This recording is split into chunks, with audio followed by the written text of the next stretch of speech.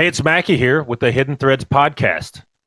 And I'm here with my Real Tree sweatshirt on, and Victoria's here. Hi. There she is. Victoria, Yes. you were telling me about your weekend a little bit. Tell me about, you did not go to the trampoline park. No, I sent my kid with my brother-in-law. Made him do it. I don't blame you. Trampoline parks to me are nasty. It was so good. We were talking about how gross like the ball pit and stuff is, like how often they clean it. Like, I don't think they go in every day with washcloths and clean up everything, do you? No, definitely not. A lot of little kids' feet. So gross. Snot. When I started thinking about it, I was like, oh. I don't know. My kids have always gone. They love it, but I was kind of like just standing off to the side, like, ugh, you know what I mean? Anyway, I don't know if I'm turning into a clean freak in my older age because I'm not really. You know, we live on a farm and stuff. I'm not really a clean freak, but anyways. So today we are going to get into our business operations. Whoop, whoop. What sets us apart? Victoria, what do you think sets us apart? I think we have a great system in place, Crosstrax. Crosstrax system? Really sets us apart. Okay. There's a lot that goes into Crosstrax. Yes. A lot of things it does for us, and we'll get into that a little bit. But the big thing I want to talk about, my notes went away, Victoria. There they are. Okay. Is we use tools with guides. We have an operation system where if an investigator comes to us and says, I want to work, of course, I'm going to go out and do some ride-arounds with them, but they're licensed already. I'm not going to do a lot of hand holding and this is how you do it step by step. Yeah. They come with an expectation of, hey, I'm at a certain level, right? Mm-hmm. Now, I've been let down by that before, mm-hmm. Right? I try to let adults be adults, but sometimes I get disappointed. Yeah. Right? But anyways, with our Crosstrax, with our report entries, all those things, how to use TLO, how to do surveillance, how do you put a vehicle tracker on a car and when you can and can't do it. Mm-hmm. Surveillance in neighborhoods, online surveillance, digital forensics, all those things. We have guides that I've created. It's videos, and you've seen these before. Yes, very detailed. Yeah, where I've got the screen up and I'm recording. Here's how you do it. Mm-hmm. And it's pretty good. Now, we have some gaps in there. I can't cover everything. Yeah. Right? There are what we call implied. There's direct and implied task. All right. Direct task is, hey, Victoria, go to Walmart and video this person walking out of Walmart. Mm-hmm. The implied part is, hey, you got to wake up and brush your teeth, tie your shoes, make sure you got gas in your car. Right. Make sure you have a camera.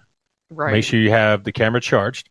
Make sure you have all your cords. So those are implied. Make sure you write a report after it. Make sure you write a report after it. All those things, right? So I don't cover every single step. And we've had investigators come in where they were like, well, you didn't tell me how to get a camera. Okay. All right. Mm-hmm. We should have probably talked about that that's my fault. That I did not hold your hand 5 days before this started. So you're fired. Yeah. But it's my fault. I should have never hired you. Yeah. So that's how I get into that. Yeah. You come to me with a license. You've been through the study program and the licensing, which covers that in detail. Mm-hmm. If you study for that test. But I try to cover that more and more as we go along. Now, a new investigator, yes, I will go over those steps with them. But it gets to a point where they got to do the implied part on their own. Right. What do you think? You are licensed. You should know the basics. Right. Yeah. Let me get my notes pulled back up here. And those guides are handy. So when you first come on board here, I'll say, here's some links. It's up to you to go watch them. If you have questions, I'm here to answer. Yes. Okay. And we got Jillian, who's an expert in Crosstrax. She will guide you through how to do everything in there. Mm-hmm. A little bit about Crosstrax. So our investigators get emailed a link and they click on it and it tells them exactly what to do. The hours they're supposed to put into it. And it has a detailed who, what, when, where, why in the email. And it's up to the investigator to go out and do the surveillance. Okay. And I think it's pretty good. And then when the investigator gets done, they upload their videos, photos, and do a write-up in that little section, what they did that week or that day, that weekend, whatever it is. And they write it up into a pre-prescribed format, which is in one of the videos, the how-to guides, that I just basically recorded of me writing one. Mm-hmm. And they can go in and watch it. And then our clients can see it too, what the investigators are putting in, which is amazing. Yep. Absolutely. So if you're a future client of ours, I'm going to reiterate this. You can log in and see it. So nice. All right. The client can log in. They get their unique login just for their case. Mm-hmm. They can log in and take a look. and see what's been going on. And it's very handy for us because sometimes we may go out and look at something we didn't think was that important. Just a car with a tag with a random guy. And they may hit us back up and say, hey, that's such and such that is not supposed to be around my children. You name it. Right. They give us they have more insight than we do in the day-to-day activity of most of these cases. So, and they're not having to rely on me or you to call them with updates. You can actively just go in there and see for yourself what is going on every day. Now, a lot of ours don't log in and look at it. Right. It's up to you to do that. Right. Yeah. You got to actually use it before it gets its effect. Now, we don't care to talk to you on the phone and send you email updates either, but it is handy if you do utilize the tool. I'm trying to quit saying so much. I know, I've been trying on my words too. But when I switch from screens over here, I have to fill in something. So I'm going to say no. It's not the worst thing ever. Crosstrax also help. Victoria's on this side, the sales. So if you call us up and you say, hey, I want to inquire about doing a case for you, and we go through a consultation, all those things, and it gets entered in to Crosstrax and our client relationship manager. And Victoria can follow up with you in weeks. You can set it out, and she'll know exactly who you are, your phone number, and it's pretty handy. It's very nice way of. The best part of the whole thing is at the end, we get all these report entries, investigative details. I hit make report, and it makes it for you. So nice. It is. That is nice. It is. It's very nice. And it's one of the better tools, and it's a built-in system we have that allows us to, I don't have to be there writing reports for people. When we first started this thing, I get a new investigator, and they would basically email me what they did, and then I would enter it into a Microsoft Word report for them. Wow. Because I didn't trust them. They'd screwed up so much that I would do it for them. Then I spent the money. It wasn't that much, Crosstrax, and it has freed me up a little bit so I can do other things like a podcast or spend time with my kid. But it does work very well because of that. It's on the investigator to get their stuff in. Right. We do have some rules in place for investigators where they have to get their report information in within 12 hours of getting the information. Okay. So a lot of times investigators that go out, they'll get data and they're up from midnight to 4 a.m. I don't expect them to go home right away and start typing reports. Right. Get some sleep and then get up and write the reports. Yeah. Now we've had incidences where they don't report it for weeks. Yeah, that's a no-go. That's a no-go. Clients get all uptight over it. I get uptight over it. Yeah. We need that information to move forward. It tells us this happened today. It's like a scientific method. We verified this assumption today, made it a fact. We need to go move on to the next one. We can't do that till we have your report entries in. So that's one thing that we have in place, one of our policies. Yes. People are getting better at it, hopefully. They are. Yeah. They are getting better at it. And back to these guides a little bit. I have guides on how to dress. You ever seen that one? Yes. Guides on how to dress. I've had to reiterate that a few times. But I'm not getting into the dress code today. But it does get into the part where investigators show up looking like they're getting ready to invade Poland. Yes. So don't do that. We've talked about that before, where I had guys showing up looking like they had pistols on each thigh, drop holsters, body armor. Just draw as much attention as possible to yourself. Right. It looks like a SWAT team ready to raid. We're going into Bonefish Grill to watch somebody drink at the bar, and they look like they're getting ready to invade the place. So that is so not okay. So not okay. I'm dressed how I dress now out on surveillance usually. Just hoodie, typical. Jeans, and maybe a pair of boots or tennis shoes, whatever. Yeah. It's very nondescript. I would get away with this in North Alabama, wouldn't I, Victoria? Yes. In all of Alabama. Yes, for sure. Now, if we're going into somewhere where business meeting or something, yes, I would have on you got to be able to change. And I have that written out in detail in our how-to guide and even some pictures of it, and people still mess it up. But there's never been a case you've worked where you've had to wear bulletproof vests. No. That's why I'm like, it's never a thing to wear. Not in Alabama. Maybe Mississippi. I'm just kidding. Just kidding. Just kidding, Mississippi. No.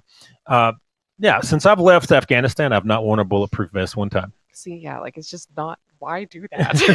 So silly. Right. We're not doing raids. We're not driving around places tipped now. Based off the news lately, though, I was going to say, We're not driving around places where cars blow up. Oh my gosh. But based off the news lately, it may change. Who knows? For real. We're going to do another podcast on current events later. Okay, but but I've never had to wear a bulletproof vest, draw posters. I don't carry an M4 strapped across my chest with a helmet. Had people show up like that. Like we're in the Bonefish parking lot, getting ready to go in and watch a guy do surveillance. We're getting ready to go in and do surveillance on a guy who's having drinks with his girlfriend. Yeah. I'm training this new guy up. He shows up like that. I sent him home. I was like, too. It's like, I got it, buddy. Go get some target practice in your backyard, so whatever you're doing. It's not even bring like a set of clothes to change into or something. It's insane. It was ridiculous. But we have a how-to guide about all that stuff. So I even have how-to guides on how to put trackers on cars. It can be a little complex when you're getting into activating trackers and all those things, but it's not that bad. If you do it a few times, it's easy money. So. When I did a class with you and the other investigators, and we were walking around doing the tracker training and stuff. Was it Teslas? You told me you basically have to like get up under the whole thing. So any of your luxury cars, I'll put Tesla in with a luxury car. Some people argue that it's not, but Teslas, BMWs, Mercedes, a lot of your German cars, Aston Martin, we've dealt with those before. Those are British, but any of your luxury cars have a lot of plastic underneath. They protect the underneath the inner workings of the car from getting a lot of water and stuff up there. Like if you look under my Nissan, there's nothing. Yeah. Like whatever. Yeah. But those, they have a lot of plastic and aluminum under there. And you have to really find a spot for this magnetic device to stick to. So, and we covered that. Yeah. But we get it, how to activate it all the way down to retrieving the device when it's done and what to do, troubleshooting activities too. We get into all that. So our how-to guides are pretty extensive. I try to improve on them every year. I'm actually writing manuals now, like operations, surveillance, digital forensics, those kind of things. So you can have the digital, you can have the the video and a manual to go off of. I like that because people learn differently. Like I like the videos a lot because I actively can see what's happening, but some people just like to read and learn that way. So that is so nice. And they can have it in their hand with them too if they want it. But we're going to take a break and come back for more business operations. What do you think, Victoria? Woohoo! All right, we'll be back in just a second. Hey, I get a lot of calls from people that say, hey, I looked on Been Verified, Scope Now, Truthfinder, White Pages, all these different sites saying, hey, I found some information on a person, but when I followed up on it, it wasn't accurate. That's because those cheap and free services give you old information. That's the bottom line. We have a service where we give you the same information, but it's real time. You get bankruptcies, divorces, criminal record, if they're a sexual predator, where they live now, current phone numbers, email addresses, usernames, all these things you get in real time. We get this information by using a TLO database that's only available to private investigators, law enforcement, and federal agencies. So if you want real data now and talk to a real investigator now to get information that you need to move forward with your life, please give us a call, 866-910-7499, or you can click the link and fill out your information. That's 866-910-7499, or click the link and fill out your information. We want to help you with real-time data to help you move forward with your life. Everybody, we're back for part 2 of this thing. Are you ready, Victoria? Yeehaw. Yeehaw. You're out here in the country, so you're doing a little yeehaw, right? Yeah, I'm feeling myself. We're trying to make Victoria redneck, even though she grew up in Alabama. She's the least redneck I've ever met. So yes, not very country. Not very country. She sounds like she's from California to me, but I get that a lot. The skater girl. Skater boy. All right, this next part of this, we're going to get into more of the business operations. I want to start out with what it was like when Victoria first started. That was fun. How long have you been here, Victoria? Only 6 months. 6 months. I'm super green. You seem like you've been here. 7 months. 7? Started in June. You seem like you've been here for like 9 years. I know.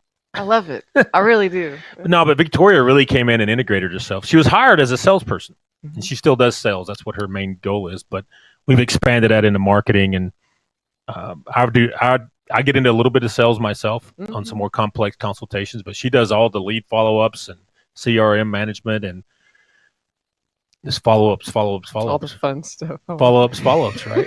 You talk to the crazy folks. So how was it when you first came on? Was it, did you think things were organized? You think it was disorganized? What do you think? I thought well, it was you were just doing sales by yourself. Mhm. For a one-man show, that's what I expected it to be. It right? was pretty unorganized. Unorganized. Not that I don't know about the investigation side. I wasn't doing that, but the actual like CRM client management system. And I told you ahead of time it was a Total disaster, messed right? up. I said, "Hey, Victoria, if you want to come work here, you're going to be fixing my CRM." Yeah. I told you right out the gate. I said it's a disaster. Oh yeah, you were honest. You were Right? very honest. And that's why I hired you to come in and organize that part of the business. So my microphone keeps dropping down here, but we're going to survive. Yeah. But yeah, it was kind of just me doing my own thing. You were doing good business by yourself. Yeah, kind of. But I needed somebody to help me with those follow-ups, and you got to have a good CRM. So Victoria came in within a few months, had that thing organized, rocking and rolling. Yeah. I can go in now and say, like one day, I just tested it out a few weeks ago and logged in and started making calls out of it myself. Yeah.